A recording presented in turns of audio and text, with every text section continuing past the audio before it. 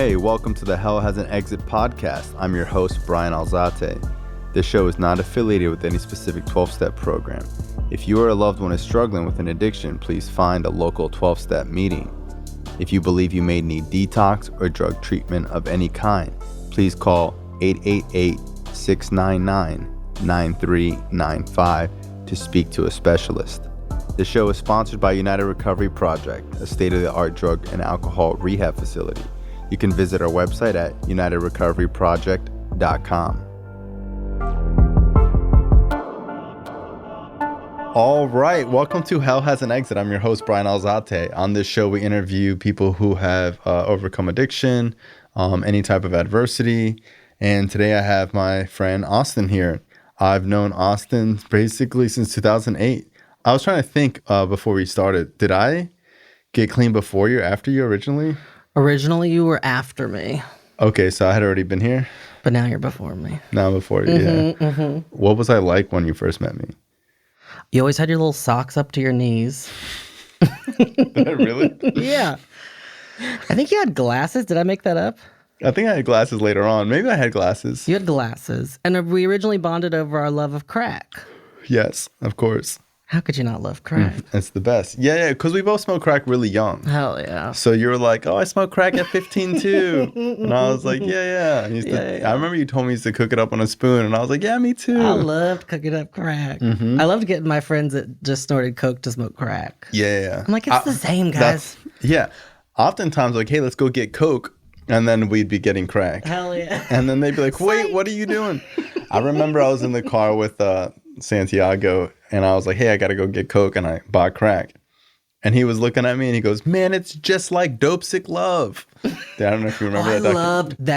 I loved that documentary on HBO. I watched it before I got into drugs, and I loved it then. It was a mood. It was like I wanted to do whatever they were doing. Oh my God. I think that was before I...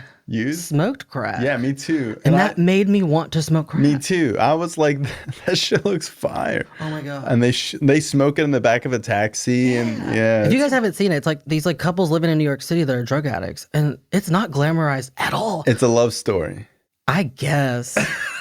Remember the woman? There's like a lily woman like performing sexual acts behind an alley. For $5. Yeah. There's a guy that does it too. And I was like, I want to do that. Yeah. You know what? I watched that documentary as a kid, and till today, that is the most hardcore, realistic, real view of addiction that I've ever seen. Way more than like intervention or anything. This was just so raw. I also watched another one called Methadonians, and it's about people addicted to methadone. It's I haven't seen that. It's pretty raw. And I remember as a kid being like, methadone don't look too bad. I mean, they got jobs or doing laundry, you know. They know where it's coming. Yeah, it's fine. It's safe, you know. Hell yeah. I hear it lives in your bones. Yeah. I know, that's what it is. Oh, that stuff gets in your bones. I remember hearing that in Detox. Yeah. Meth is in your bones. I don't think that's true, but I just think that... they say that though, don't they? Yeah, they do. They do. I mean, I've said it for years. It's the same. I'm saying it now. The white lighter also gets you arrested. Oh, yes. Mm-hmm. All right, so when you met me, I had high socks. What else? High socks. You had a little baby fat on you still. Yeah, I was chubby. Sweet little chubby little brown boy. I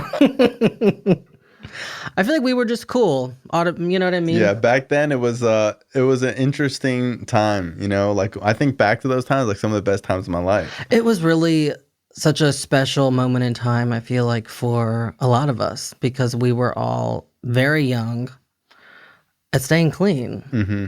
That's like all we were doing, I feel like. Yeah, actually, though, you were doing real work. Yeah, I remember people used to make fun of me. Yeah, Bryan actually did real work. And we were like, I had a sponsor. Bryan's in the meeting? Gross. Yeah, I was up front. I was listening. I was like really taking notes down. You really were. I was like really in it. And there was like another group of kids that were fairly young, 19, 20. I thought everyone was taking it serious. I thought I didn't know that some people only had sponsors by name, or like, I thought everyone with a year clean had worked all 12 steps. I didn't know that people were clean. What do you think this is, AA? Yeah. I didn't know that people were clean like a year and didn't do anything and would shortly relapse. And then people would be like, yeah, that guy gets a year clean all the time, you know? Well, so I remember you kind of being in the riffraff in the very beginning. And I remember a very clear moment where you separated yourself from that. Well, everyone else relapsed. because Yeah. it was like a group of us. And I remember I came in and you guys or other people had like 6 months clean, 8 months clean.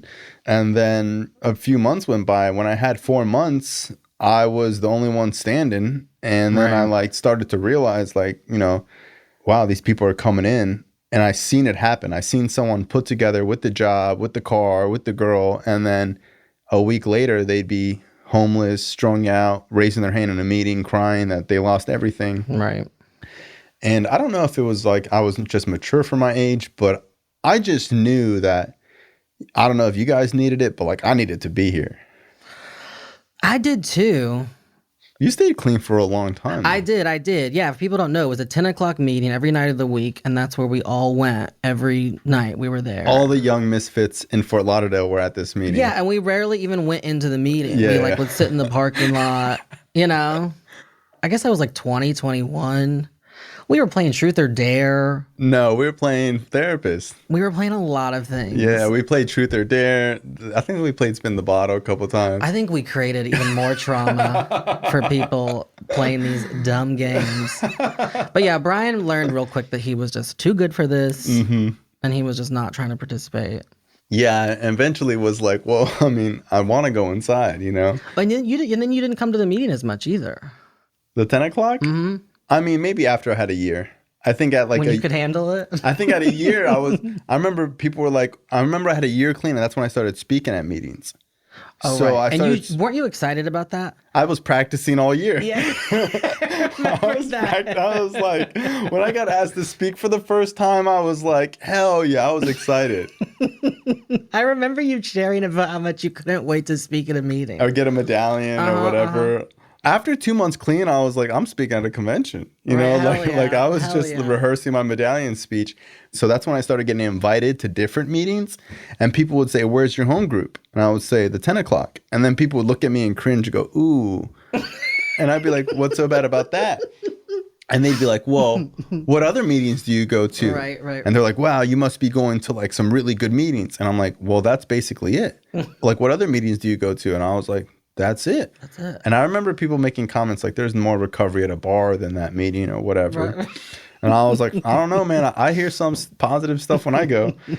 It was loony. I mean, you had people standing on chairs. And I thought all meetings were like this, but it was fun. Like you never knew what was going to happen. And it kept us clean, and it saved a lot of our lives. 1,000%. It was not for everybody. It was not for every addict. Mm-hmm. First of all, any meeting after 9 o'clock is ludicrous. It's going to get a little loose. Mm-hmm. Because you're either a young kid or you're this old guy who doesn't have to go to work in the morning. Right. Just creeping. Like, what are you doing, bro? Right. It's Tuesday at 10 o'clock. Oh, you're 50 years old. You're over at this meeting. Yeah. And at the time, those were like the people with clean time. But like, even though the people with clean time had clean time, they were like they didn't do social skills that well, if that makes sense. Like Absolutely. They weren't like productive members of society. Right. Or they were like retired. I don't even know. That was an interesting transition for me coming here, because the only older guy I knew was my dad, and he's very much like a dad. So then coming and meeting these older men that are my dad's age, but like acting like children, was like a bizarre thing to see. Like, wait, why are you talking to her like that? You old. Like, you should be like, how is that your friend? What's going on? In recovery, there's no like, I'm the adult and you're the kid. No. It's like whatever. I remember. I guess we're all equal, right? We really are. I remember there's this woman, Penny. I don't know if you remember her. I don't know why I don't know that name. I was like this one older lady, Penny. And I remember she must have been like 50. And me and her were just like cool. Like, and her life was fucked up. You know what I mean? Bet. She was like, whatever. And, you create bonds with people that are totally out of your typical what you're going to be friends with. People that don't even listen to the same type of music. They don't dress like you. They don't act like you. And then everyone's dispersed. People are from all sorts of places in the country, Yeah, I remember sharing a lot of burning desires when I got clean, You shared a lot of brain desires. Listen, we all did. Yeah. There was times, I'm not even kidding you guys, there was times, and you'll corroborate this, there was times at the 10 o'clock meeting where the whole meeting was just burning desires. Remember that? Yeah. Like speakers wouldn't even get to speak because it was there's all so many burning burning desires. people are like, I feel like using. Me too. Me too. You know what I do? I want to hurt somebody. You know what I really remember, and I know this because I wrote it in my diary. Like I still keep a diary till today. But like I remember, You've always been talking about that little diary. I remember I wrote like Austin got his year, and I remember when I think you got a year or 2 year medallion, and you did not want to pick it up, and you felt like using. Do you remember Did this? I? Yeah, I have it. Like I think you like started crying, like you wanted to use that bad That sounds at about your right. medallion. And when I first got clean, Oh, I think I was going through like breakup, breakup crying, new love cry. Yeah, I think that's maybe what was happening. Probably. I don't remember, but I just remember you not wanting to be there and you saying you didn't want to be there and this sucks, but like this is what we do.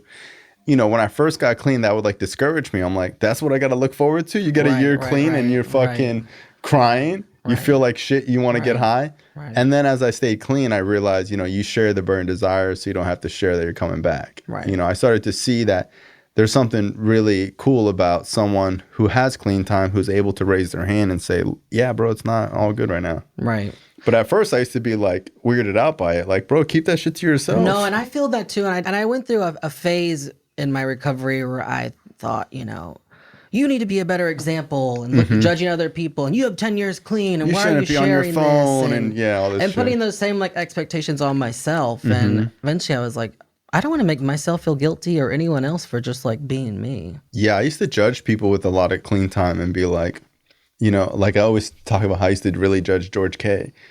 Hell yeah. I remember. Didn't we all? He had like 7 years clean and he was like cursing and screaming and he'd leave a meeting early. He was on his phone the whole time.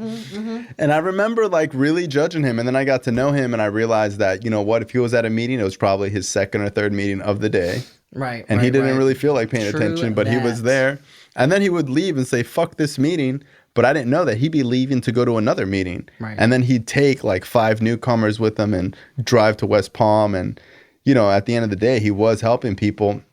And now I just don't look at like other people's, like, bro, I don't care what you do. Right. Back then, I used to be all into the gossip. Like, did you hear so-and-so with 8 years clean lost his house due to gambling? I'd be like, no way. Right. Now I'm like, that's it? Like, that's, like. Amateur. You're from Texas, right? I'm from Texas. And I just want to go back to what you were saying, because I feel like you can relate too, is when you get clean that young, because you got clean at what? 17. 17. I got clean at 19. And I had years clean. And there's definitely like an ego that comes along with that, I feel like. Yeah, once you get clean, young, and you have years, you kind of start looking down at people that can't get it. Right. You're like looking at people that like don't have sponsors and like they're struggling so much, and you're like, why? Like never paid a bill in your life. Yeah. Like, Living at my parents' together, house. Nancy. Yeah, exactly. I mean, that's why I think going to meetings and staying going to meetings is so important, because it reminds you that you are sick too. Well, yeah, and I want to say, I think you have transitioned through that very gracefully. Thank you. And I think the longer I stay clean, the more I less think about like what other people think, or like trying to be a famous person in an anonymous program. Right. Like I'm not really trying to go there to get people to think I'm perfect or to share something really amazing. And I used to wonder, like, how come all these people this clean time don't even share sometimes? Now I kind of go to meetings. I don't really share that much because I don't need to like be the center of attention. Right. But there's times where like I had a year clean or 2 years clean. I was like raising my hand every 5 minutes. Hell yeah. And you just realize that it doesn't work. Like, I can have everybody here thinking I'm X, Y, and Z, and it still's not going to make me feel any better about myself, Yeah, you eventually have to do the inside. I think that's a transition people go through with church and with work and all this stuff. Yeah, just age in general, I think. Just more life experiences, and it's been proven throughout my life. Anything I've judged anybody for, I have then experienced myself after. For sure. So that judgment turns into compassion, into empathy. You know what I mean? When I first got clean, I wasn't really close to that many people with years clean. And then when I became close to people with like way more clean time, I realized like, well, these people are not perfect. They're fucked up. And like it like shatters this idea of them. That's tough too. But it's kind of comforting to be like, man, I thought this guy was all that, and he's just figuring it out too. You know? Which I think is like you don't have a driver's license. Which I think is like the biggest thing for newcomers, because like, you know, they look at people with clean time and they think you got it all together, and then you break it to them like, hey man, there's no Santa Claus. Listen, I still hate myself. Yeah, I still hate myself. I still struggle. I still have. I remember the first time I called my sponsor and I was like, man, I feel like using. And he was like, me too. And I was like, no, no, you're not supposed to say that. You're supposed to say like it's gonna get better. He's like, shit, bro, I feel like using too. And that empathy and that connection was, and I knew he wasn't gonna use. Right. So I realized like he wasn't gonna, you know, pat me on the back and like come over to my house and say it's gonna be okay. He was like, me too, bro. I got work. I gotta go to work though. I'll call you later. Right. You know? Right. All right. So you're from Texas. I'm from Texas. Yes. All right. Let's start with your story. Where did it all begin? Where did it all begin? Oh, I mean, I feel like I have this standard, you know, never feeling a part of, never feeling like I quite fit in. You know, being really effeminate was really hard for me growing up because I was so judged by everyone. And I definitely was a child that was very painfully aware of all my surroundings. Even at a young age, I knew when I was being judged. I knew when I was being talked about. I knew when adults were talking about me and the way I was talking, the way I was moving. I remember a teacher stopping me in the halls in 6th grade, adjusting my arms and saying, walk like this. Wow. In front of other students. And I was like humiliated. And I still think about that sometimes when I'm walking. Like, how am I walking? Am I okay? Do I look masculine enough? Am I manly enough for you now? You do look pretty manly with that beard. I was thinking, because sometimes... Oh, honey, it's all a facade. Because sometimes, you know, you haven't seen someone in so long, you just think that they're going to look like they look like... Yeah, I thought that when I was when you opened the door, I don't know what I expected you to look like, but this was not it. Yeah. We are grown men now. Yeah, we're adults now. For anybody listening, we are very butch. Yeah. I was like, yeah, because when you came in, you're this skinny kid. And girl. Like really emo. But that was the mood. That was the mood back. I was pretty emo too. 7, 8. Yeah. That's like what it was. Yeah, I mean, you were beyond your time. I think I was wearing skinny jeans before they made them in men's. It was women's jeans. Oh, hell yeah. Yeah. Hell yeah. Yeah, so I've always been a trendsetter in that way. All right, so obviously growing up and having like this like feminine behavior that you're trying to correct is something that is obviously like an issue in your life. How did your family think about it? That was the thing. My mom was always, you know, she didn't care. She would let me be whoever I wanted to be. But it was like I would want to do her hair, right? And she would let me, but if we heard my dad walking up the stairs, we'd have to throw the brush. You know, dad can't see this, which is like fucked up. Yeah. It instilled all this shame. And secrets. I couldn't, I had friends that were girls. I was made to feel shameful about that. I couldn't stay at their houses because boys don't stay at girls' houses. And they couldn't stay at my house. So like, there was a lot of that like childhood experience that I didn't really have, you know? I hate to look back and see it was so different back then because it makes me feel old, but it is. Because I hear clients like today, you know, women tell me about their children and kids at school. Kids are gay at school. They're out at very young ages now. And it like wasn't like that for me. Yeah, growing up, even in my grade, we had kids that were super feminine and you knew that they were probably gay, but like you also didn't want to say, hey, you're gay because you talk, you know, feminine or you walk feminine or anything. Right. Because at the same time, as kids, you didn't really know. I definitely don't remember anyone except for one person being openly gay in middle school.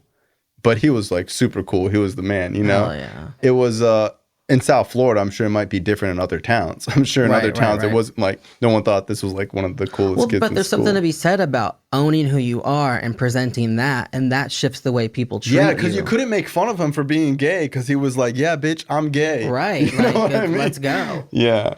Like, did you ever try to be really masculine? No, I think I just learned really early that was not going to happen. Okay. People are like, when did you come out? I was like, honey, I could... There was no way that I could ever pretend to be straight. And I didn't want to be. And for some reason, I always had this like feeling that whatever this is, this shitty little town in Texas, like whatever this is, these people, this environment, like I knew this was not permanent for me. You know, I'm like, I don't know what this is, but I don't care because I'm not going to be here for long. I didn't realize treatment was what was going to take me out of there. Yeah. You know? So, you get older. What was like, middle school, high school like? I was always like in the gifted and talented and honor roll in elementary and a little bit into middle school. And then whenever like I had to start doing homework, I was like, no, like this is really, I'm good on this. So the second things got a little too like hard. I was like, no. And I began to find like my humor, making people laugh. Like that fulfilled me. Yeah, you're one of the funniest people I've ever met. Well, thanks. But like, I'm a big fan. I think acting out in that way in school, like I liked the attention. I liked what that was. But I was like in summer school by the time I was in 7th grade. So from honor roll to like summer school, not even touched a drug yet. Interesting. You know? When did you start using or having like, those types of like behaviors? I think I smoked weed for the first time when I was 12, 13. I was like, oh man, this is what's up. Like, whatever this feeling is, like, I want to feel this all the time. I felt like I had found my missing piece. And it made me comfortable with the lonesome because I felt very lonely in my childhood. You know what I mean? I felt the only time I could be myself was when I was locked in my room. You know what I mean? Whether I was drawing or painting or styling a wig or whatever. You know what I mean? So then with smoking the weed, I was like, man, I really don't need anybody. And then it progressed. And yeah, as soon as I felt that, I knew that I wanted to experience every drug out there.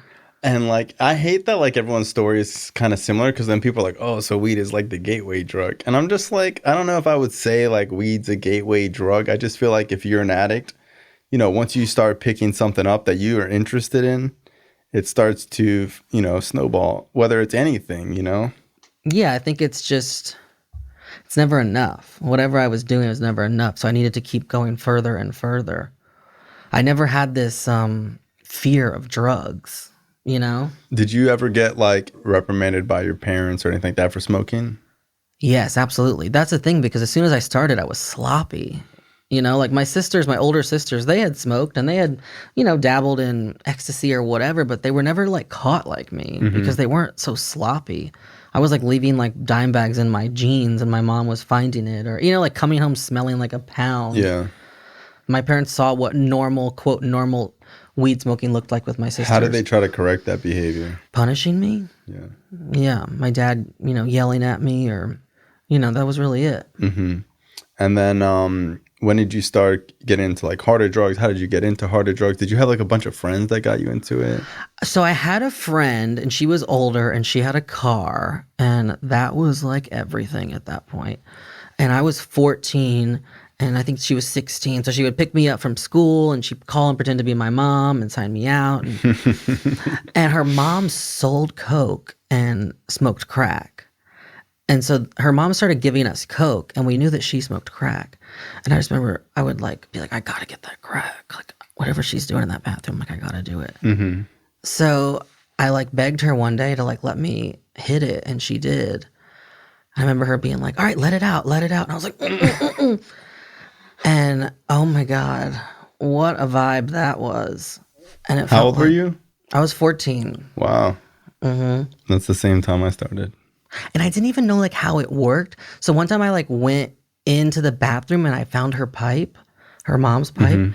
And I saw like you couldn't see it. I don't know how much we can talk about drugs here. You but could so like, you know with crack, like you can't, once it's melted, it's in the chore boy. Yeah. But it's still very much in there. Yeah, you could hit the chore for a long time. Right. I didn't understand that. I thought like It was empty. It's empty. And if there's something left for me, cool. But like it's obviously gone. Yeah, it's not like weed where like, you find an empty pipe and you could keep hitting it. Right. So I just assumed like this is her leftover. And so I just proceeded to like smoke it. And I'm like, the first time I'm like, oh wow, she left a lot in here. She forgot about this. And I just like kept going to the bathroom. And then her mom realized, and it was like a big fight. And me and her daughter had like a big falling out as a result. Yeah. So that's that. When did it like quickly turn into like a hardcore addiction? I don't know how you classify hardcore, but from the very second I smoked weed for the first time, I did everything I could to make sure I was high every day. And then the crack was like intermittent here and there. And for a while, I didn't tell my parents that I had a falling out with my friend. And I would get dropped off at her house, go to the dealer that was nearby and then just go into the woods and cook and smoke crack by myself and then call my parents to pick me up. Yeah, I'm done hanging out here. I'm done. I'm good. Wow. Isn't that crazy? I think it's so crazy when I see like 14-year-olds today, what that looks like. Yeah, especially because it's like, I remember every time my parents picking me up after I was high, that today's the day they're going to look at me and be like, you smoked crack. And like every day they would pick me up and look at me and they would be like looking at me weird. And I'd just be like looking straight. And then like no one said nothing, you know? And I remember having lockjaw. I remember like, you know, sniffling my nose and being like, it's obvious now. And for a long time, like they would pick me up. And that's why I didn't like weed, because like you could just smell it on you. Right. But when I started doing coke, they eventually started to notice. But there was a lot of times where they would pick me up, where I'd come home and, you know, I'd go straight to my room and my mom would knock on my door and like look at me. I would be like, she's got to know I'm high. And she would look at me and I'd say I'm tired and look down and go to sleep. Do you think they really didn't know, or did they just choose to not always acknowledge it? I think it's both. I think my mom knew, and I think my dad like didn't want to really address it. Yeah. There was times when my dad would leave money out and I would take it and buy drugs. And every time I'd be like, well, he knows that I took the money. Right. The next day, there'd be more money in his wallet. Right. And I'd be like, does he want me to get high? Right, You know what I mean? right. Like, is he okay with it now? He just doesn't want to say anything. And I honestly, till today, think that he just didn't know that his money was missing, or know that I was taking the debit card. Because when he did find out, he like lost it. And this whole time I was like, oh, I thought we had like a mutual thing going. Right. You know? So I think that now that I'm an adult, it's like, bro, my cat could be a different color some days and I wouldn't even notice. You know, I'm just so busy with my own life. You know what I mean? Like Daddy's busy. Yeah. So sometimes, like, now that I'm an adult and I see like how much my father was working, Right. and like I share about this, like, you know, as a kid, I remember my dad coming home and being really tired and not wanting to be bothered. Like, my dad worked his ass off. So like when he came home, there was times where he just wasn't talking. Like, he just didn't. Right. You're going out with your friends, okay, Yeah. and put the TV on and he's out. No, that's a good point. I think a lot of it is just them being tired. They're just tired of me. You know what I mean? It's like, you know, my mom would kind of like ask questions and be like, what's wrong with you? You know, and then, you know, you just, you know, swat her away like a bug. And then, and then you Leave me alone. leave me alone, bitch. And then you get mad for them thinking that you're getting high. Right, How dare right. you even think that, whatever. And then you get really defensive. Now they don't want to bring it up anymore because they know you're going to blow up on them. It makes me sick thinking about all the gaslighting I did to my parents at that age. My dad would be like, why are you doing all these drugs? Like, you're the one. Like, my parents were pretty good parents, you know. I hit my dad with that. I relapsed with 5 years clean, and I started shooting dope down here, and I had to go back home to my parents. I lost my apartment, my job, blah, blah, blah. And he came in my room without knocking. And you would have thought I was like 12 years old. At this point, I'm like 25. And I lost my shit. And I proceeded to let him know why he was the reason that I have all these issues that I have. Why I can't be intimate. While I struggle with being vulnerable. Why I don't trust men. Like all this like real shit. Like real shit I had learned, you know, while I was here. But just the delivery was really ugly.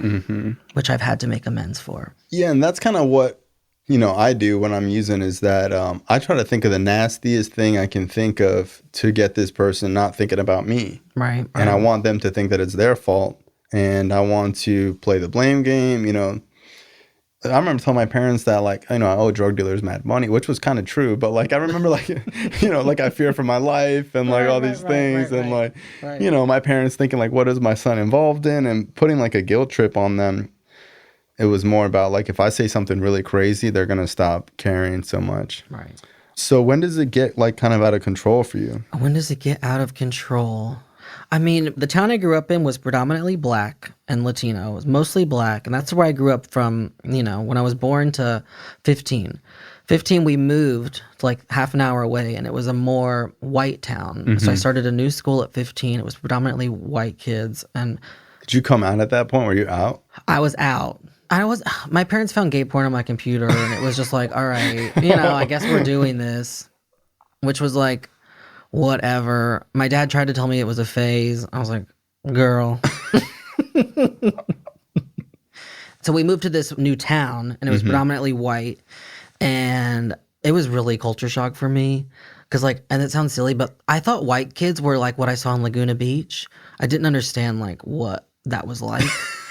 I really didn't. And then when I started this school, I'm like, yo, this is exactly how it's portrayed in movies. There's like jocks and cheerleaders and like the stoners and the gothic kids. I was like, this is too much. And I did not know how to function. And I just went silent. I didn't speak at school. That's so weird. So weird. And Not just that, because I see you as like such an outgoing person now. it was like my really piss poor coping skill. Like if I get really quiet, nobody will see me, but really nothing's louder than somebody that won't talk, like who's just like mute. Like the teacher would ask me questions and I just would not speak. And so early on, I was like, all right, this is not working for me. And that's when I started skipping school, smoking crack in the woods across the street. A lot of smoking crack in the woods in my story. And I went to rehab that year for the first time. I convinced my parents to come pick me up because it was local. Convinced them I would never do it again. I was using the night that I came home. Nothing else mattered to me than getting high. You couldn't tell me anything.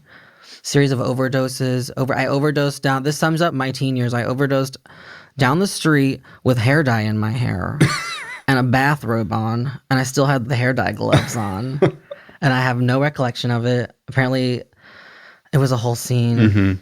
Yeah, and there was multiple situations like that. When did you make the decision to go to treatment again? The decision was made for me again. Like an intervention? Not an intervention, because my family, I think, is also just too tired to orchestrate something like that. But I was sent to Florida for the first time to go to rehab. And it was the first time I had ever been clean for that amount of time. And I had fun. What was rehab like? What was rehab like? I mean, the pictures, they have the swimming pool and this and that. And then you show up. I remember we showed up and it was like 2 multifamily unit buildings with like a wooden fence. And I thought, oh, behind the fence must be the pool. And we open up the fence and it's like 2 picnic tables and a courtyard. And like, you know, people smoking cigarettes. I'm like, where the fuck is the pool? They're like, oh, that's our other facility. So it was definitely like, what's going on here? Like, where did you guys really send me? You know what's so funny is that when I got asked to go to detox, they were trying to get me to go to treatment. And the one question I asked was, is there a pool? I haven't been in the pool in years. You know what I mean? Like, I don't know why. My one question was like, is there a pool? You know, like here I am, like, and like, you know, like my friend says, like, you know, you can't be a cherry picker when you got one cherry, you know, like, it's not like there was other options for me to go. It's not like I had like all this money that I could like pick a facility or whatever. It's so true. I thought that I deserved a pool. Yeah. And you're like, whoa, these people lied to me, whatever. Right. As if like the people who sold those drugs, like sold us this story that like, you're not going to go to rehab after this. Right. So you go to this treatment center and what was it like? I refused to tell my dad I had made it there. I refused to sign like the release. Yeah. Because we had had a physical altercation prior to that. So I was very angry with him and I refused to sign the release. And I remember the case manager bringing me into the office one day and she goes, will you please let your dad know you made it here because he's a very scary man. I'm like, yeah, no shit. So eventually I did sign the release and talk to him. And that's when I met Janessa, you know. Yeah. And that is one of my best friends that came out of that time in my life. You're still friends with her? Still friends, Still close yeah. with We her? don't talk too much. We'll talk here and there. But that was like, I don't know if you have a similar experience of just like meeting your first clean bestie. Do you have that? Yeah. Do you guys do that? Well, my bestie used. So it was like, so I would make besties and then they would use. And then like I had this idea that I'm never going to have besties. Right. You know? So like I would meet people in the program and like they had 9 months. I'm like, 9 months? You guys are gods. And then 2 days later, they're like, man, I overdosed in Overtown with a hooker with one arm and sold my clothes to the dope man and whatever. And then like I'd be like, well, let's get clean. I try to motivate them and they're like, nah, bro, like I'm gonna keep using. And then I remember being like, what? Like, what about all this? And literally the week before, I'm at their halfway reading the Just for Today in the morning. You know, we're all talking about staying clean. And then like some of them, and you would think that people would use and come back to the program. Like a lot of my friends that I made, once they used, they didn't come back for a year. Well, you didn't do treatment, right? I kind of did treatment, but not with like, no one there was really an addict. So I did an adolescent program. Oh, that's right. So I did this adolescent program for 6 months. And like one girl there was there because she like cut herself. This other kid was there because he like took a bunch of shrooms and like went into a psychosis state. This other kid was just like a behavioral issue. I was the only kid there that they were like, okay, well, this kid needs to go to meetings. Like no one else was really going to meetings at that treatment center. But I met everyone in recovery from the 10 o'clock. And then I really felt like I had no friends until I met Carl. And I didn't really become friends with Carl until I had a year clean. Right. So my first year clean was pretty lonesome. And then like my friends that I grew up with are all using. So it's like, to me, I'm like, damn, like how come I suck at using? Like, didn't you go through a process of trying to get those friends clean once you got clean? Yeah. I mean, I was just trying to say, like, I would show up to the house where everyone's like shooting Dilaudid and smoking crack. Right. And I'm like, hey, what's up, guys? Yeah. NA is so cool. Right. And I remember my friends making slick comments like, oh, you think you're better than us because like you go to these classes. Oh, God, how unoriginal. Yeah. And I remember being like, you guys should come. And like, I had friends that would go and they'd be on their phones the whole time. They would leave halfway through and then they would go and get high. My friends that I grew up with didn't start needing treatment until I was already clean 4 or 5 years. Like they had not much consequences. They didn't really think stopping was like in the cards for them. So, all right. So you go to treatment, you meet Janessa. Yeah. My treatment experience was really good. I'm grateful for it. I'm grateful for that time, how treatment was. I mean, I don't know how it is now. I've been to treatment several times. That time was one of the more structured times where it was zero tolerance and, you know what I mean? There was a lot of consequences and those things make me feel safe. I like structure. That's one thing I've learned about myself. When I'm clean, I appreciate structure. I appreciate boundaries. You know what I mean? And it was a great time. I went to halfway. And Do you remember the first time you like really laughed clean? I don't remember the specific first time, but I do remember Like experiencing that. Yeah. Absolutely. Yeah, for sure. And it's been funny like making these TikTok videos, which are all about like treatment. Yeah. So it's really bringing me back to those experiences. Those days, yeah. Which is like, I don't know. There's something very special about treatment because you have no responsibilities. It's kind of like the summer camp you never got to go to. It really is, It's though. like the summer camp really you never got is. to go to. And, you know, some people might hate it if they have like responsibilities, but I had like nothing going on. Right. So I was like, this is cool. Yeah. You know, totally. and like I stayed in treatment for a long time and I got into the routine and I got into the stupid little groups and like I got into like I learned how to paper mache and make noodle necklaces and be like arts and crafts, you know. You know, I had fun in treatment towards the end, but like there was times where I hated it and I thought it was stupid and like, you know, my friends were on, you know, at the time MySpace like at clubs. Right. And I'm over here like doing like some arts and crafts shit about like, you know, my character defects or something. All right, so you go to treatment and then you come out and start going to meetings. Going to halfway. I went into halfway with a bunch of dudes that I did not know. At that point in my life, especially, I really struggled with other men because men had just been so cruel to me prior to that, whether it was growing up, whether it was playing baseball, whether it was, you know, it was my dad. Like, so I really, in this halfway house, I went silent again. I didn't know how to cope with this, and I just fucking went quiet, which only caused more issues. I think I only stayed down for a few months, though, and then I went back home and I started using again. And then so how many times did you go to treatment before you stayed clean? 4. Wow, I didn't know that. Yeah, 4. In Florida? No, it's twice in Texas and then 2 more times in Florida. Gotcha. So the last time that you went at that time, the 4th time, what was treatment like then?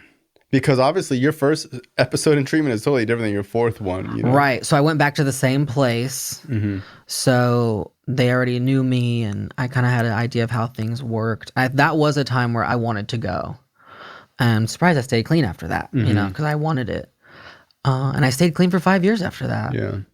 What was the leading situation that got you to start wanting to get clean? Because you got see, like for me, like as soon as I got introduced to the program, I was like, there's a thing that I could do to stay clean. Like, I was like, you know, it was like, you know, being in a desert with no water and then finding water.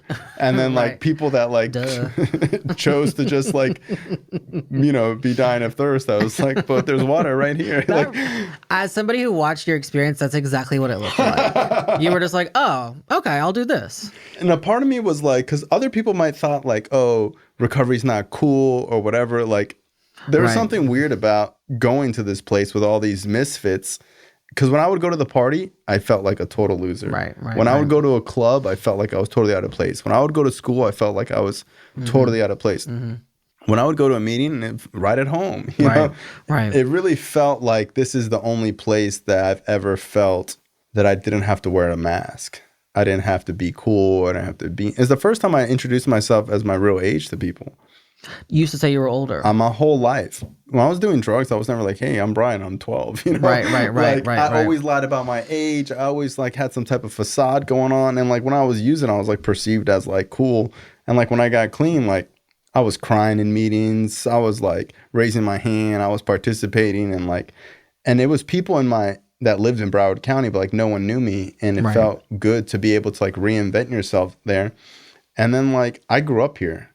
So like outside of school, like I was telling someone today, like at 2 years clean, people are still asking me where to get coke. And I would be like, "Hey man, what's going on? Long time no see. I've been clean like 2 years. You know, I'm doing really good." And they, "Oh, it's fire, bro. You don't get any blow?"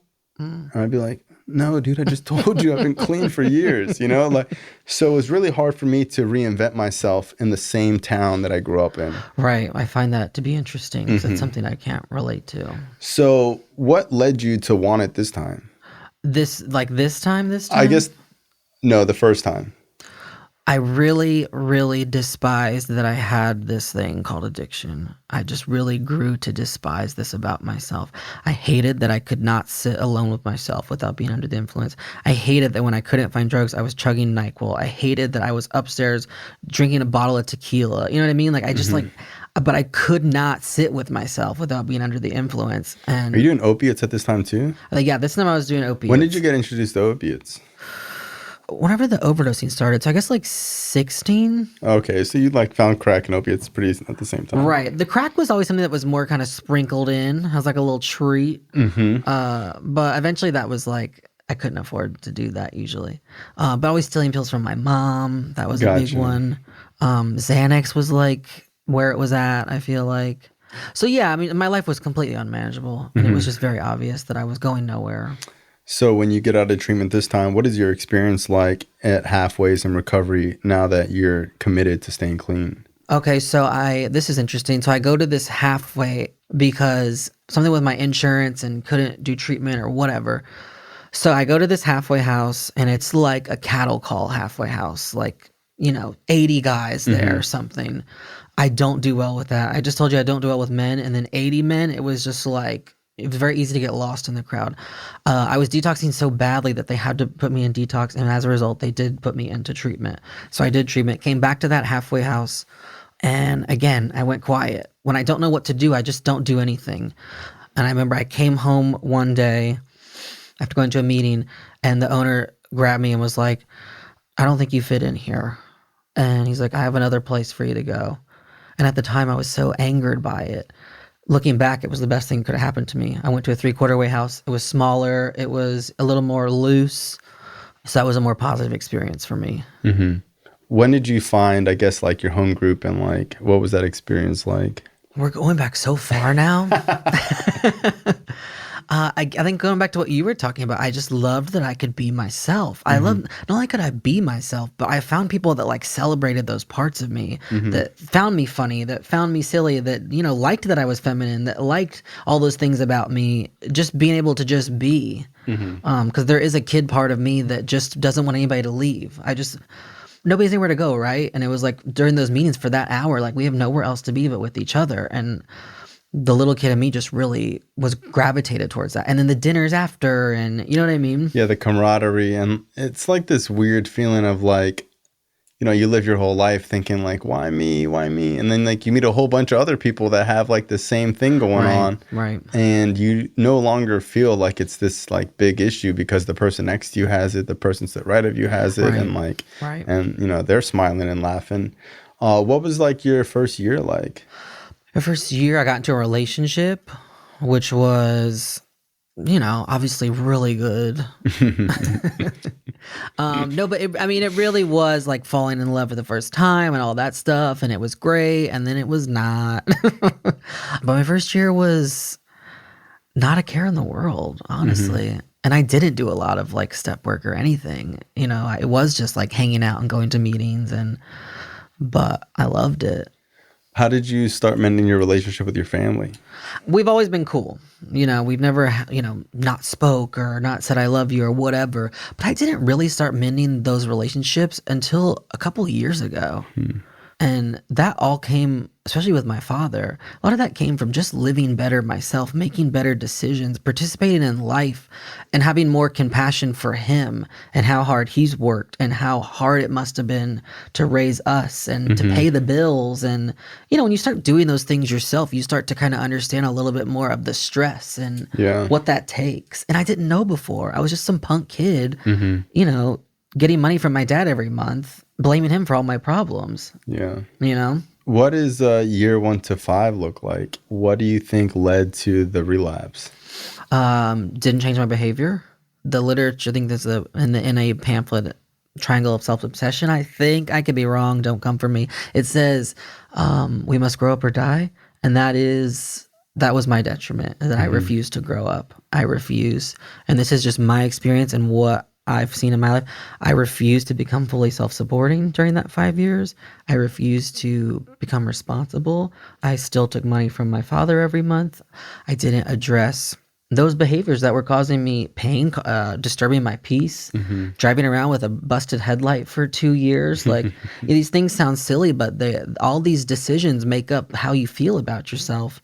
And I just never built any of that self-esteem or self-worth that using didn't scare me because I didn't feel like I had anything to lose at that point. Went to the casino a lot. That was like, When did you make the decision to use, and like what was the relapse like?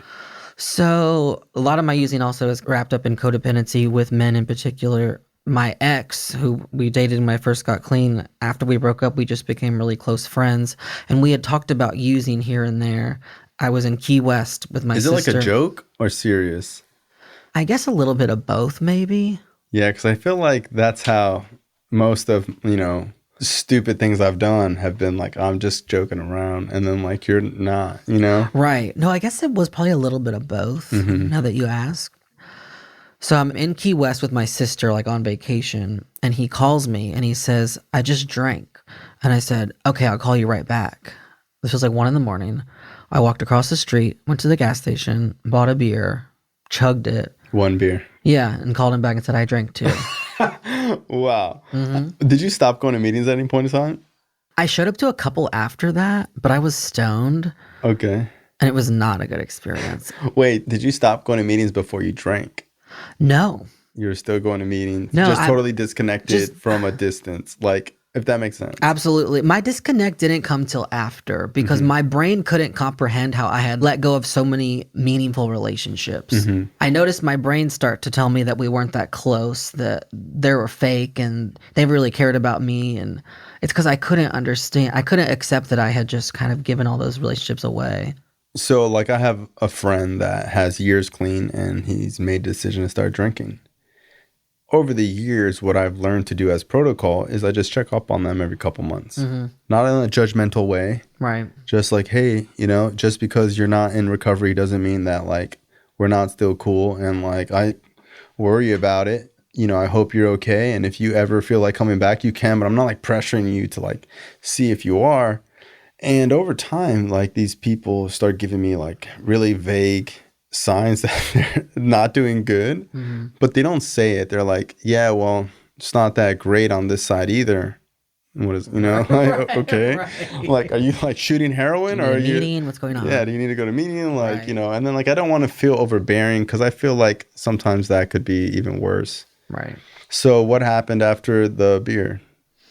I could not wait to smoke weed. And I was in school at the time, got weed at school, smoked it.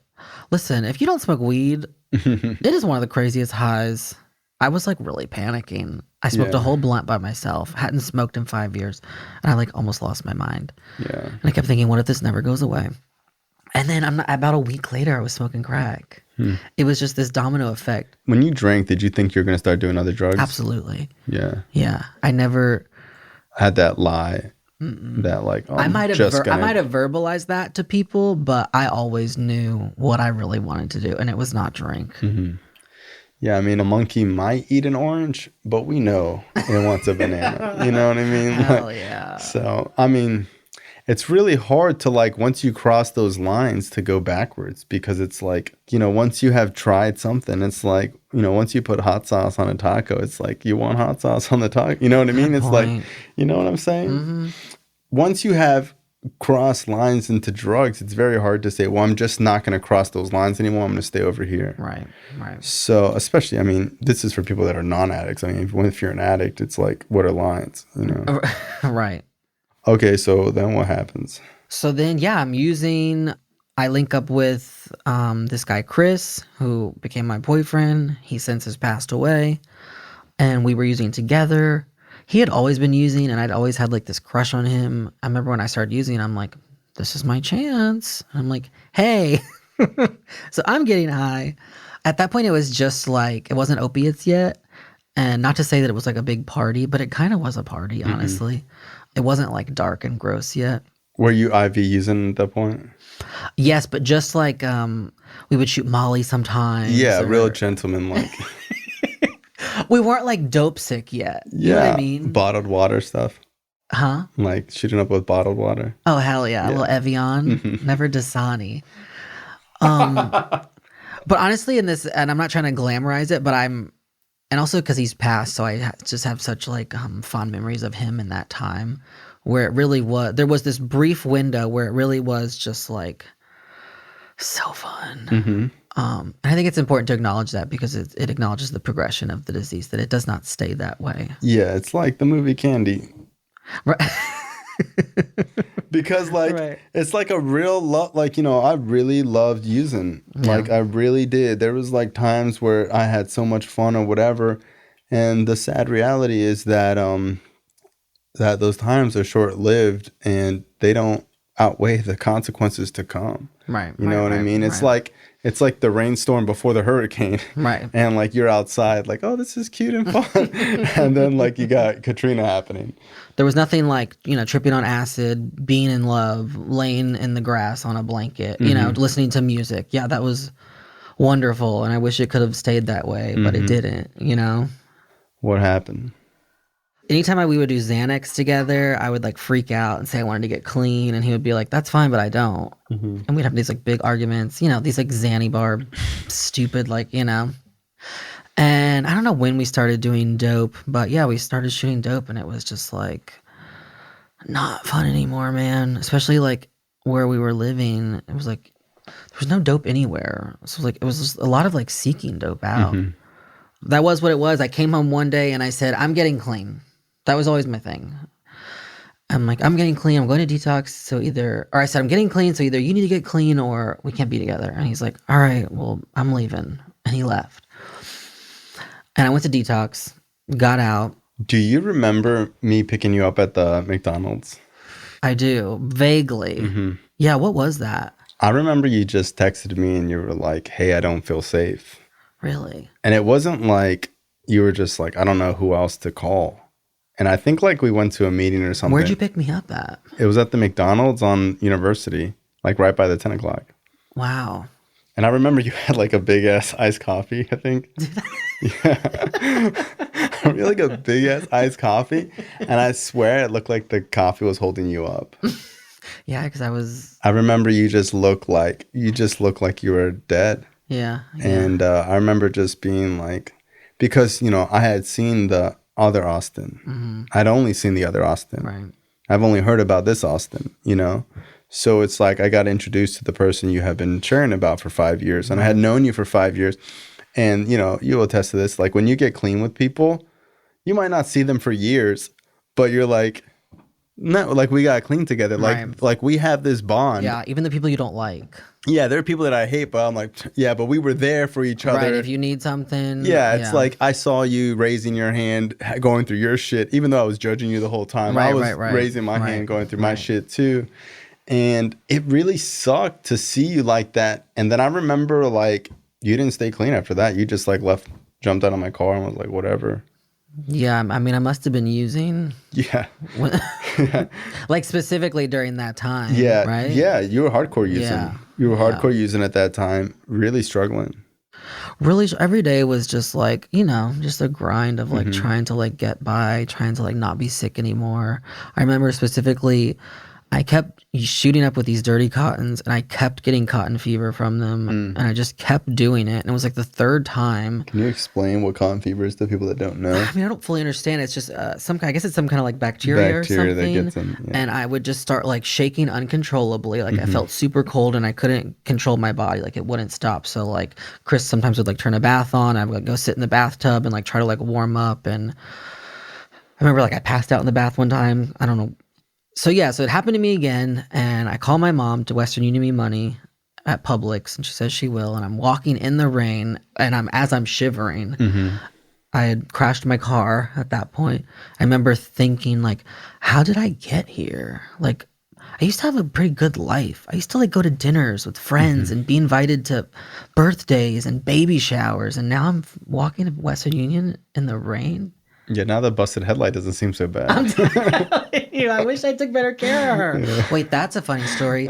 So me and Chris have been up, we were shooting coke, right? And it was like, we've been up for maybe 5 days. So we're going to meet the plug. Somebody we know works at Starbucks and they have a plug. There's always the middleman. So we're going to the Starbucks and we get to the parking lot and he's coming out. He's like, yeah, the plug's going to be here, whatever. And I just have a freak out. I'm like, no, I'm done. I'm done. We are done. We are going home.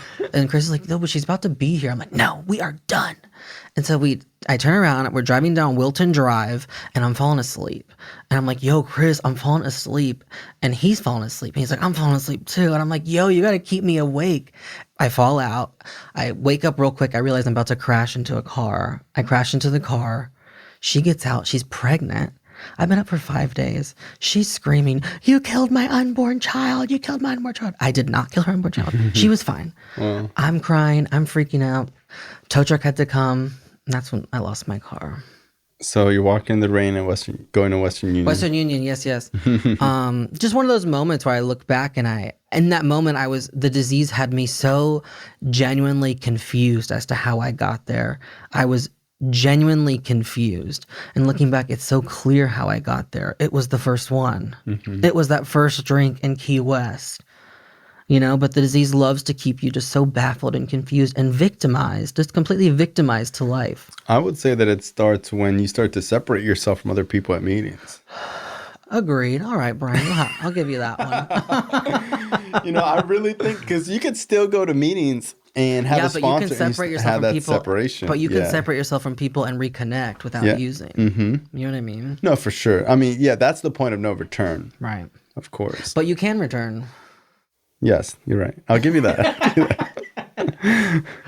Well, that's always been kind of the conundrum of like, once you pick up, you can't stop. And it's like, well, we do though.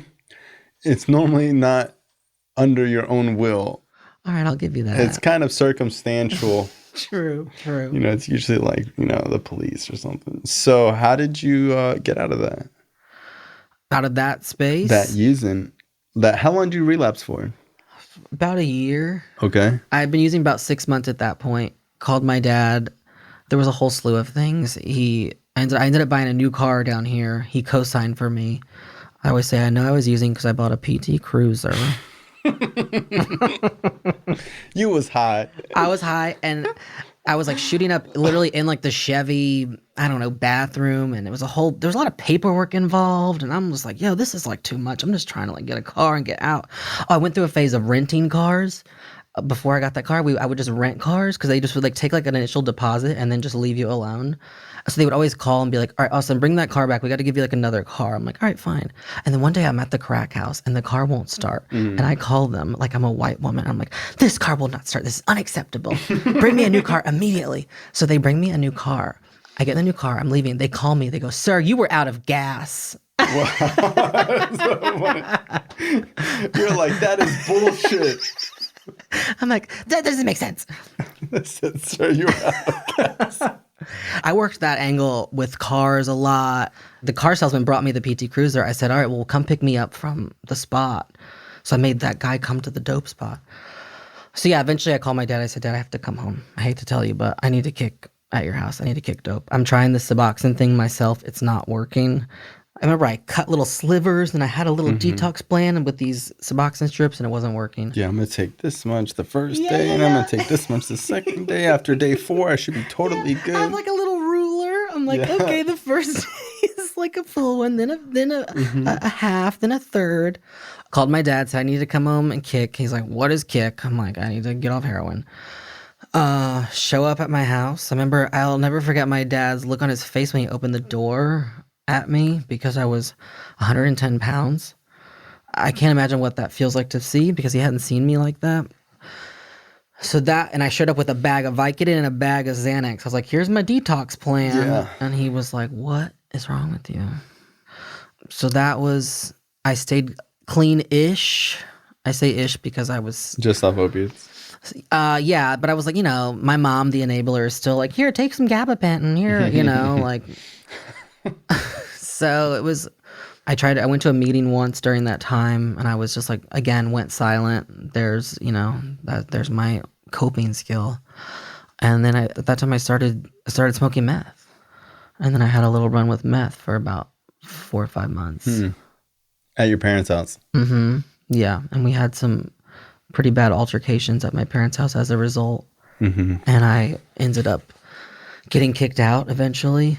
Not kicked out, but it was pretty understood that I wasn't. You gotta welcome leave there. now. Yeah. And went to my friend's house, was kicked out of there. Well, then I was sleeping in my car. And I remember I was at this apartment complex. This is the last day I used. I was at this apartment complex, this real shady complex, sleeping in my car. And all day I'm going to this guy's house and he's not there and I'm waiting to use. When you're waiting, it becomes so glorified, that like moment, like you just can't wait for it when you finally get to do it. And finally I got him, I got it, I got the stuff, I get in the car, It's like waiting for 1,000 Amazon packages. Right. Prime, baby. I wish Amazon delivered drugs. You know how fast it would be? They do. Oh man, that's true. They're doing like they're at pharmacy now. Are they? Yeah, I think You know Jeff what Bezos I saw is. was crazy was I'm just so weird. I googled like crack stems on Amazon, Hell yeah. like the real company. Do they have reviews? Yeah. People leave reviews. And it's so funny. It's crazy. Let's like, bro, these are crack stems. Right. And you could buy a box to show up to your house tomorrow. And it's like they got like the pen ones, they got the rose ones, and a box of 24. Could you imagine being picky about what you would smoke crack out of? Could you imagine 2021 you're on crack and you buy your pipes off Amazon? I could. You could buy syringes off there too. I was like, you got me fucked up. I was like, I don't know why I chose to look that up. It always intrigued me that there's a company out there that mass produces crack pipes. Not a single person uses them for anything else. And that they're just like this company just prevails over what they're like water pipes. So don't they have to be labeled as something else? It's a pen. Or one's like the rose ones are just like a cute gift for your girlfriend or something. Yeah, like what do you even do with that? That's a little brown bag special. Yeah, it's the brown bag special. And how much money is wasted on those little roses that nobody needs? Nobody uses. It's such a silly. I mean, at least the pen, you can use the ink to push it. What's the pen? It's a glass pen. It's just a glass pen, but you put Chore Boy in? Well, you could take the pen out. You take just like a regular pen to snort drugs or something. Okay, so okay. It's a glass pen. It looks just like the rose, but the end of it is a pen, and then but the ink you can use to push the chore, which is like the fascinating part. That's the fun part. I was at the gas station one time buying a glass rose, and I see this girl, and she's an NA, and God love her, but she's like super loud and obnoxious, and she goes, "Oh my God, is that Austin? You look like shit." I'm like, just trying to buy my little glass rose and be on my way. Me alone. Leave me be, girl. Let me live. Wow. Okay, so you're 110 pounds. You get kicked out of your friend's house. I'm looking for this drug all day, waiting for the dealer. I finally get it, go to my car, I use it, and I just started crying because I was like, this is it? This feeling? This is the feeling that I've like given everything away for. And in that moment, like my past 5 years was like all in my face and all the things I experienced at the 10 o'clock. This is after West Broward Club, which seems so wild to me that I could go from experiencing that type of joy and love and fulfillment to this feeling. Yeah, like this is what I was glamorizing in my head. It? Yeah. Well, that's when the drugs stopped working. I remember the last time I got high, I had that same experience. Like that was it. Like I didn't even get high. It was just like remember I did it and I was just like, mm-mm. Right. You know, like it's a rude awakening when Yeah. you're like, this feeling is whack. where you're so broken and like the drugs. And you know what? Like even when I would do opiates, I didn't even like doing them because I would get so weird on them and like annoying and then like just not out Right, and like right, no right. one wanted Irritable. to be irritable and everyone Yeah. hated me. And I remember doing them like I don't even like this feeling. Right. And maybe if I was nodding, I would like enjoy that, but that was like 20 minutes out of like an 8-hour high, Right. you know? No, it's whack. I had surgery this time clean and I had to take pain meds. And for like the first dose, I was like, this feels good. And after that, I was so fucking like, really? This is whack. I imagine I'd be like laying down, just like watching movies all day. I couldn't stay awake. I couldn't pay attention to what I was watching. Like I couldn't, music was not sounding like enjoyable anymore. Yeah, now when I think about like being dope sick, I used to be dope sick more than I was high, which was like 3 days out the week. Right. And now, right. like, if I think I'm getting a cold, I'm like, oh my God, no. Like, I cannot, like, if you're sick, get the fuck away. I cannot, yeah. I'm so busy. I can't afford to, like, live my life right, and be right, sick at the same right, time. right. And I used to be sick all the time. Like, Right. I just lived my life sick. Right, You know, I had a runny nose all the time. Right. I was shaking all the time. Right. Some weird cough from Newports, you know? Yeah. Or even just the mind fuck of just knowing you, just the plug answering the phone and suddenly you don't feel as sick anymore. Yeah. It's like, what's happening in this mind? Yeah. I tell people all the time, like, I don't even need the drugs. Like, when the money hits my hand, you're like, Right, you're right. you crumbled It's up good. that $20 bill, you're straight. Yeah, we're good. So how did you get clean the second time? So I reached out, and at that moment I reached out and asked somebody for help, and they scholarshiped me into treatment, and it saved my life. What was getting clean the second time like? I remember sitting on the plane going there thinking, Austin, you need to change everything. You need to change your attitude. You are going to go here and you're going to be humble and grateful and you're not going to complain one time. You're not going to do your normal shtick where you go in and tell everybody about themselves and let everybody know how you're smarter than them and you've got it figured out. And that needs to go. You can't bring that person this time because you've already shown that you can get yours clean. Cool. But can you change your behavior, you know? So that was the challenge this time, was changing my behavior. Which is people's problem when they've been to treatment like 15 times because they can run the groups and they want to tell you like how this should be working or whatever. But really what treatment is trying to teach you is surrender. And like if you can surrender to, you know what, they're not doing it the right way. Right. But who's in which chair? You know what I mean? Like I'm in this chair for a reason and I'm going to try to act as if I'm trying to learn something, you know? Yeah, there was something about the scholarship, I think, that humbled me in a way that I don't know that going on my own policy would have done, if that makes sense. Yeah. I was so grateful for this gift. Yeah, because when you don't have insurance, you're like, okay. Like, Right. Well, especially if you're like, when you're using with like other addicts, like the people with insurance, they act like they're all better than. they're like, oh, I could go to treatment right now. Right. You're like, wait, where did Bill go? He's in treatment. Yeah. I have my little Suboxone strips cut up. I'm in my PT Cruiser. Yeah. You're detoxing by yourself with your little strips and your ruler. Yeah, because you don't know what you got until it's gone. And not everyone has that attitude when they're scholarship. Right. You know, I've had some of the worst experiences with people that, you know, complaining. And I was like, how can you complain, you know? Right. And at the same time, you know, it's like you can't be a cherry picker with one cherry, you know? It's like you don't got nowhere else to go, so like you might as well like it. And that goes for life because there was a time where I didn't want to be alive. There was a time where I didn't like my life. But it's like, bro, that's the only one you got. Right. You don't got another one to wear. You don't like this. You better start liking this one. Right. It's not a dress rehearsal. Yeah, exactly. So it's like this is not your practice life. Right. It's not a warm up. Yeah. You know, this is it. Yeah. You know, you get one shot at this and that's it. You know, if you choose to fuck it all up, you know. Thank God because I always say I've been clean for the past 12 years and I used for one of them. You know what I mean? And thank God things were as... So you have 6 years now? Are you coming I'll up have 7 tomorrow, actually. Damn! Congrats! 7 years back. That's I always try to include back fire. because I think it was important when I came back to hear stories of people that had time. That came back. Yeah. Of course. It's not like when someone like falls off like a celebrity, you're like, oh, they were full of shit or something. You know, it's like, look, you know, you used and it's a miracle to make it back, because if Right. getting clean is hard, getting clean twice is a Right. motherfucker. Well, and I did, especially when I used, I thought so little of myself when I relapsed. I didn't understand. It's only been told to me later what a big deal it was for other people that stayed clean when I used, like what that was like. I just thought nobody will care if I'm not here, you know? But people were like, no, like we did care. It was a big deal. Like, Yeah. thank God to be back. I remember you used to share this story about, you know, you doing hair and your dad walking in and seeing it. What about Do it? you remember the story?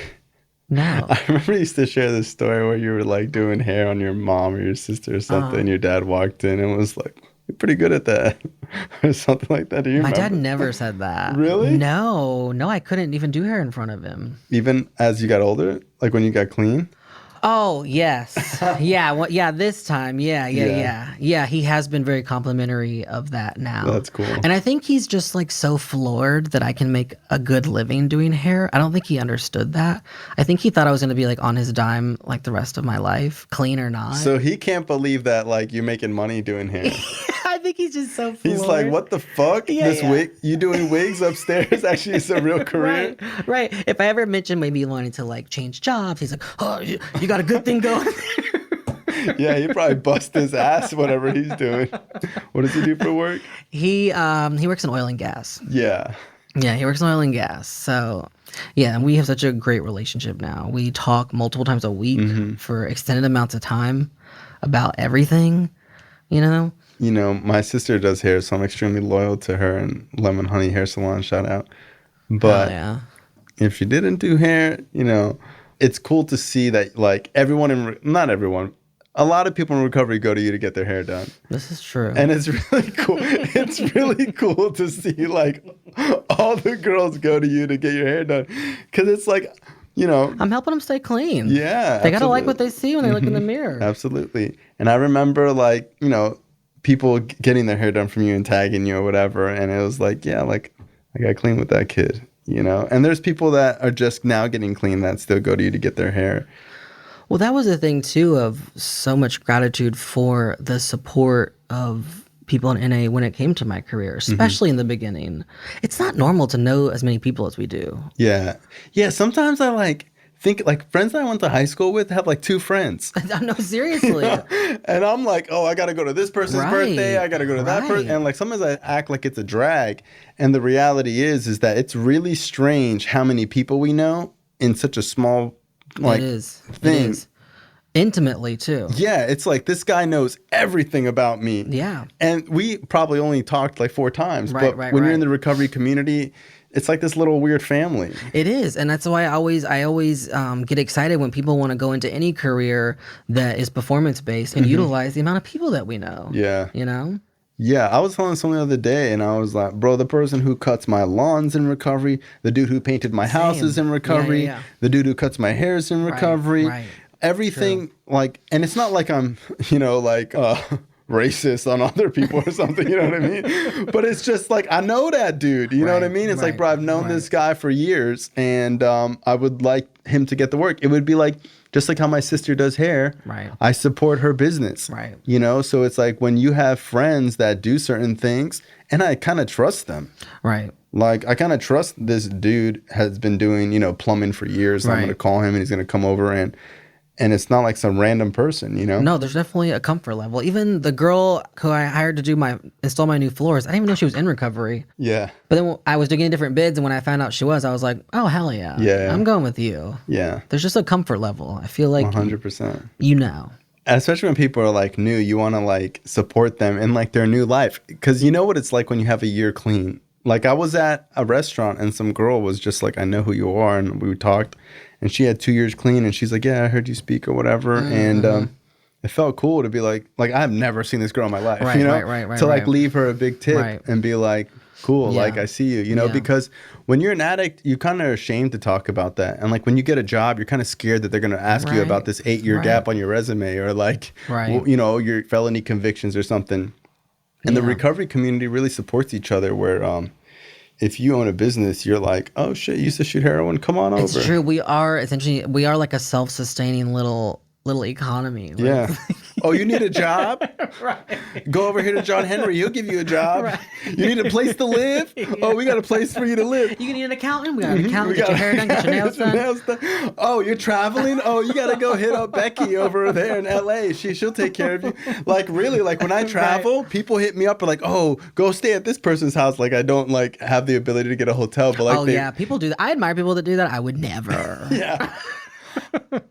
I think I have a couple times. Have you? Yeah, people have been like, hey man, my buddy's flying into Fort Lauderdale. I'm like, they could stay at my place. That's really nice. Only if it's like my sponsor, because I know not if it's recommended from my sponsor. Right. Like if my sponsor's like, hey, someone's coming down there from Florida, they need support or whatever. I'm like, that's nice. It's nice to show up in that way. Yeah, it's cool. And I don't want to do that. I'm just like, send me the GoFundMe. Yeah, send me the GoFundMe. I'll donate. Yeah. What's your TikTok? My TikTok is Austin_senior. Mm-hmm. And yeah. Austin_senior. Austin_senior. And your Instagram? Instagram is Hair by Austin Senior. Hair by Austin Senior. Hair by Austin Senior. Amazing hair stuff. Thank you. How has your past, if you could sum up the past 6.999 years? Mm-hmm. How has it been? Mm-hmm. It has been so fast, it seems. I learned early on how to channel all that obsessive, compulsive energy into productive things. And it's taken me farther than I ever could have imagined, whether it's in my career or my personal life, my personal relationships. I just bought a house this past year, which was the most stressful thing I've ever done. But I was living in a PT Cruiser, yeah, And at this point in my life, I still believe that obsessive compulsive nature is never going to go away with me. That's my belief. Maybe other people disagree. I find that it's never going to go away, and it's important that I at least find productive things to channel it into. Yeah, and it's like with the internet, it's kind of like, oh, I want to buy a house. Oh, that seems hard. Well, just Google it. You know what I mean? Go on YouTube. It's like, oh man, I wish I could do hair. Well, just Google it. It's like anything you want to do in life, you can literally just go on the internet and like teach yourself. Like someone the other day was like, should I lease a car or buy one? And I'm like, it's a little more complicated than that. She's like, well, I just don't know. And I was like, well, it depends. Like, do you drive a lot? Whatever. I was right. I was like, what you should do is get on the internet and read like 3 or 4 articles or at least watch a couple videos about the pros and cons of leasing versus buying. And she was like, well, I just wanted you to tell me. And I was just like, where's that getting you at? Like, where else in your life do you do this, Right. And the reality is that you shouldn't be dependent on me. Like, you got to kind of figure it out. And there are things in life that I didn't understand. And I thought I was stupid. Like what? Taxes and accounting. Right. Like, I remember, I'm just not good. Do you understand it now? A lot better. And I remember just not really I would talk to my accountant and be confused all the time. Yeah, I still am unclear. I'm just like, tell me what I owe. And yeah. And then I was like, how do I owe that? I thought I paid you, it's, right.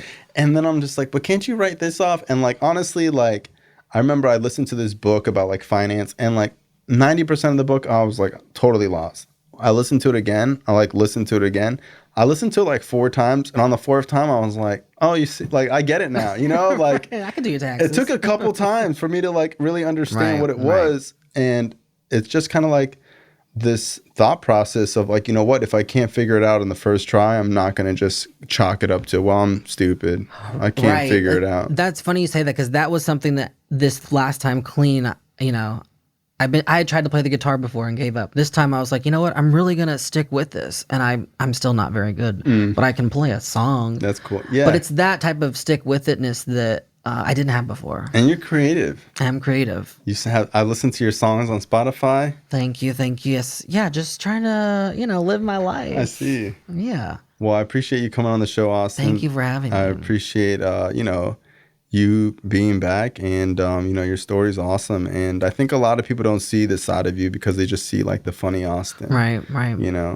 Well, I just want to say, when you talked about when you used to come to meetings, you would be crying and you would call it your diary. And, at that point in my life, it was very healing for me to see a man in that way. You've always been so kind to me. You've never treated me with anything but respect. And that was really important to me. I appreciate that, and I think, there's like this type of thing where it's like, I didn't like, if you were young and also struggling with the same thing, it's like, I didn't see too many of that going on. Right. So to know that there was other young people getting clean, and like, I had respect for you because I'm like, yeah, bro, that dude smoked crack. You know, yeah. like there wasn't that many young people like us that were like hardcore using at the time. Yeah, and that's true. you made like, even back then, like do you remember, I was about to ask, you remember the Halloween parties, the NA Halloween parties? Wait, yeah, dude, which one in particular? All of them for like years. Well, me and Leah were quite on the Yeah, scene. yeah, you guys were Do you remember when killing. we made out when she gave me a medallion? You guys? Do you remember that at the West Yeah, Power Club? yeah. She gave me a medallion and we like made out. You started kissing? Yeah. Yeah, she gave the speech that she was like in love with me. We set it all up. Do you remember when you guys used to make up rumors about people? We did. No, we would make them about ourselves. Yeah. We would make rumors up about ourselves, really horrible rumors, and just see if they got back to us. Did they? Yes. I remember being like this time clean and hearing something and somebody being like, yeah, you did that, right? And I'm like, no, that's not true at all. And it was something really vile. We would just make up the most vile Like you things. slept with some Yeah, 80-year-old. we like gave head to some guy and he was gonna give us money and he didn't give us the money, but he offered to buy us a steak dinner. Wow. I mean, the things we did to stay entertained. You got to do that when you're not working steps, you know? Amen. Yeah, you got to get it out in the beginning. You got to be as unspiritual as you can. Listen, thank God that our disease was as progressive as it was at such a young age. I'm so grateful for because that. I'm sure you and I both know people that are just now like wondering how to get clean. I'm so glad that I'm not a user that can somehow keep it together because I think that is so insidious. And I watch these people in my life, coworkers, different, and I watch them just be able to kind of manage. And I'm like, they're not really living. But if I was able to do that, I would still be doing that right now. Yeah, and I feel the same way. As soon as I started using it, became horrific. Right. You know, it became like, I can't stand this anymore. And for people that use lightly or are able to manage or use every other weekend, or they can stop for a couple months at a time, it's harder to treat them. Right. Because, you know, it's like this moving target. Yeah. So it's harder to treat somebody that isn't blaring out with symptoms, but the disease is actually stronger in them as opposed to somebody who's like, I know I got a problem, and they're able to sit still and you can treat them. Right. But when someone's constantly on the move and not thinking that they need help, they don't see how detrimental the addiction is in their life because it's so subtle. Yeah. It's a moving target. I like that. Well, thank you so much. Thank you. Appreciate it. All right. Bye. This show is not affiliated with any specific 12-step program. If you or a loved one is struggling with an addiction, please find a local 12-step meeting. If you believe you may need detox or drug treatment of any kind, please call 888-699-9395 to speak to a specialist. This show is sponsored by United Recovery Project, a state-of-the-art drug and alcohol rehab facility. You can visit our website at unitedrecoveryproject.com.